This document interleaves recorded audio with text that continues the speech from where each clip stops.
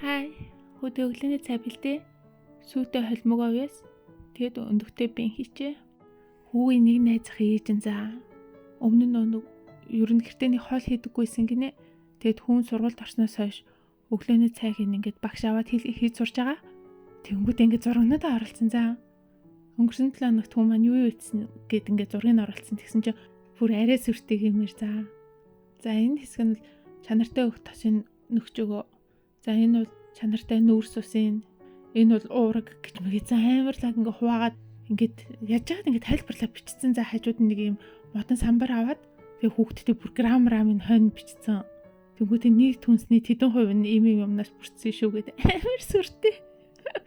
Йоо тэрийг хараад за би бас хүүдээ сайн өглөөний цай хийж өгөх ёстой юм биш үү гэж бодож ин тэр заа. Гэхдээ тэгэл гинт хүчтэй орж ирсэн юм чинь тэгэл мотивацийн тусахаар үр дүнг болчт юм чи. Амар атархуу тий. Гэтэ ер нь тэгэл амжилт үр дүн сайтай гарна гэдэг чинь урт хугацаанд доктортой байхыг л хэлдэг болохоос биш. Гинт хүчээр эмоцоор ингээ гинттэй арч орсон оргил үеийг хэлэхгүй шүү дээ. Би яг атархаад байна тий. Өнөөдөр нөхөр маань хүүгээ сургуульд хүргэж өгсөн. Тэгээд худлаагаас өөрөө зүгээр опит авч явах гээд тэгсэн байхгүй юу. Гэхдээ ингэсэн заа. Хичээл ороод одоо сар гарan болж байна. Тэгээд дууг нь би хүүгээд сургуульд нь хүргэж өгч авах гэж опит авсан шүү дээ. Тэгсэн чинь нөхөр маань авснаас хойш унаад идэг болсон цаа ажил руугаа унжих гээд. Тийм болохоор өглөөдөө би замдаа хүүгээ хүргээд өгчигээд ингээм опит аваа явчихын. Тэгээд оройдоо болохоор би нийтийн опит унаад хүүгээ аваад аваад иртээ. Гэхдээ нөө нийтийн опит ч хоёр хүний зөвшөөрлөх байхгүй юу? Нэг л хүн унана. Хүн маань яг жоохон болохоор ингээд хамтдаа унчтیں۔ Гэтэн ч өөрөө аюултай штэ болохгүй. Ядаж тэр чин ганцхан касагтай. Тийм болохоор одоо ажилдаа явж байгаа хүнтэй мопед булаацалтаа талтанаж дахиад шинэ мопед авъя гэж ярьсан. Гэтэ өмнөхийн 4000 гарын оноор авсан баха 2 сая орчим төгрөгөөр. Тийм үнэтэй юм чин дахиж авч болохгүй. Одоо зүгээр октод унаад идэг юм нэг жижигхан мопед тийм. Батарей хурд мурд нь бол гайгүй бас хэвээ үзэлттэй. Гэтэ жоохон жижигхан болохоор наачиг том хүнд тэгээ хүүгээ сундлаа явахад одоо яад юм бол таа. Тиймэрхүү мопеднууд арай хямдхан нэг 2000 орчим юунд байдیں۔ Тэгэхээр сая орчим төгрөг гэхлээр бас гайгүй. Тийм ч өнөөрөө ер нь зүгээр гарч үзэж харж агаад авах хэсэг шээ тий. Маргаашнаас баярын амралт эхэлнэ.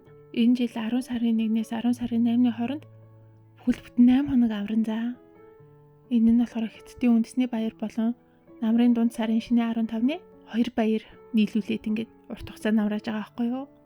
Бит 3 бол яг төлөвсөн байхгүй ч гэж юу н гэртээ л амрахаар төлөвсөн дөө. Өмнө нь уг нь гэхдээ нөхөртэй өөр төлөвлөгөө байсан. Гэхдээ дараа нь хүү маань ахар сүлээ гэмтээснээс хойш бас хэд хөдөлгөөн хийж болохгүй энэ төр гэдгийг мэдээд тэгээд юу н бүх төлөвлөгөө бол цуцлагдсан. Гэтэ зүгээрээ тэл 8 хоног гэртээ сайхан амраалахгүй штт. Өнөөдөр хүүгийн сургууль дээр Евэн бэлгэлсэн байна. Намрын дунд сарын шинэ 15-ны баярт зориулаад өгсөн байх ч гэж угаасаа тэгсэн. Нөхрийн ажил хараа энэ жил Евэн бэлгэлэхгүй гэсэн. Бараг тэрэнч дэрдээ. Өмнөх жилүүдэд Евэн бэлгэлэхээр бид нар нэг Евэн иддэггүй болохоор тэл бараг хаяж таарчаад идэв. Энэ жил болохоор нөхрийг 200 янаг өгчөө гэсэн. Гэтэ тэр нь болохоор юм аппликейшн дээрээс үйлчилгээ авахд 200 янаар одоо бэлгийн карт гэх юм уу? Тим карт өгч өгөн бэлээ. Манай сургууль болохоор ирээд Евэнгээ аваарай гэсэн. Би очихгүй. Евэн авахын төлөө тэгэл. Үгүй тэгш нэг иддэгч биш. За бас юу гинт Евэн гэдэг гэж өө. За би маргаашнаас эхлэх энэ Хятадын 2 баярын талаар гэлс тайлбарлаадах. Жил бүрийн 10 сарын 1 бол Хятад улсын үндэсний баяр байдаг. Энэ нь анх 1949 оны 10 сарын 1-нд Тиамны талбай дээр Мао Цзэдун гэх Хятадын удирдагч шинэ Хятадыг буюу бүгд найрамдах Хятад ард улсыг анх зарлан тунхаглаж үүсгэсэн түүхээс үүдэлтэй байдаг. Энэ нь бол өмнөх 100-аад жилийн турш гадны орнуудын дайралт түрэмгийлэл болон дотоодын зөрчил тэмцэлдэн зэргийг ялж өөрсдийн хуулийг баталж зүг чигээ тодорхойлж ард түмнээ нэгтгсэн Хятадын хувьд үндэсний маш чухал баяр байдаг. Харин энэ жилийн 10 сарын 6-нд бол намрын дунд сарын баярын өдөр тохино. Энэ баярыг Хятадаас гадна мөн Япон, Солонгос, зүүн өмнөд Азийн орнууд тэмдэглэдэг.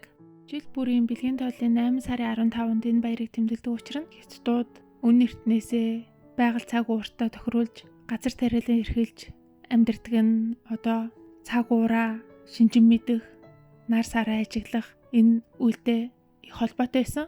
Тэгээд манай эртний өмнөх 200-300 жилээс сарыг ажиглах одоо ингээд халуун зун туслаа шүү дээ. Тэгээд ургацаа сайхан хураалаа одоо хүйтэн өвөлд бэлдээ гэсэн айл гэр бүлийн нэгэн баярын өдөр болж одоо 15-ны сар шиг дугуй евэн гэдэж дугуй ширээндээ бүгдээрээ сайхан хооллож бие биедээ бэлэг бэлгэлж архиудаг юм ёс заншил байдаг.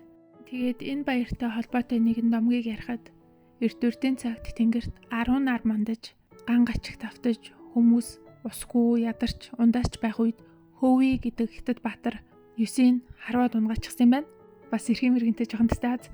За тэр яхаа тэгэд тэр Хөвий баатар Чан Ө гэдэг их нэртэйгээ ажиргалтай амьдарч байтал тэнгэрээс нэгэн идүүл хизээч нас барахгүй юм үрдэн амьдралыг олдог им өгсөн байна. Гэтэл дайсныхан талаас тэр имийг булаах гэж оролдоод сандарсандаа Чан Ө ихнэр нь тэр имийг өөрөө угаад тэгэд сарлуу нисээ явчихсан. Тэгээд Тэнгэрийн хаан ганцаардаж буй Чан Өд өөрийн туслах болох туулайгаа явуулсан гэж ярьдаг. Тэгээд одоо энэ баяраараа хятадууд сарыг их харж хүүхдүүд нь саран дээр Чан Ө байна уу, туулай байна уу гэдгийг ажиглах дуртай гэж ярьдаг. Харин монголчууд бидний хувьд энэ бол тэгж их баярлаад байхаар баяр байдаггүй. Юан гүрний үед монголчуудад дарлагдсан хятадууд явн дотроо бослого хийх талаар уриалга гаргасан бичиг хийн бие биедээ солилцож зэвсгээ бэлдээд гинт монголчууд руу дайрсан нь Юан гүрний мөхлийн эхлэл болсон гэж үздэг. За бит гурав өнөөдөр надад мопед авчлаа. Жичгэн ч гэсэн гайгүй нэг үл тулаад байхгүй. За бай.